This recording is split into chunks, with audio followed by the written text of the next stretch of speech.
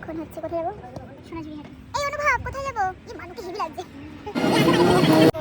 সোনাঝুরি হাট যাচ্ছি।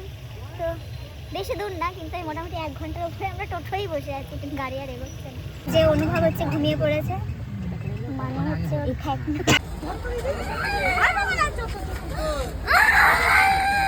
বিষয়টা হচ্ছে ও টোটোতে ঘুমিয়ে পড়েছিল আর ও মনে করেছে ওকে শান্তিনিকেতন থেকে অন্য জায়গায় নিয়ে যাওয়া হয়েছে, যার জন্য ওর এত দুঃখ।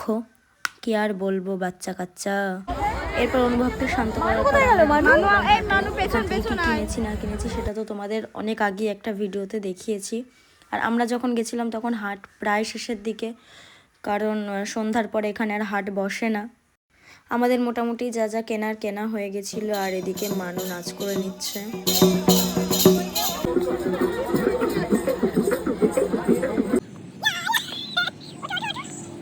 হাট থেকে ফিরে একটু রেস্ট করে আবার আমরা বেরিয়ে পড়েছি বদমাইশি করতে।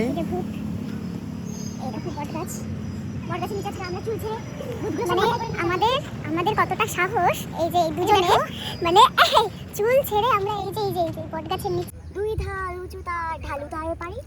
নেক্সট দিন সকালে আমরা ব্রেকফাস্ট করে বেরিয়েছি কোপাই নদী ঘুরতে। কোপাই নদী ঘোরার পর গেছিলাম কঙ্কালীতলা, সেখান থেকে চলে গেছি ডিরেক্ট মার্কেট।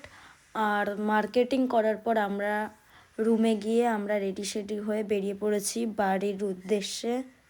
আমাদের 2 দিনের ট্রিপ ছিল, তো আমাদের ঘোরা কমপ্লিট।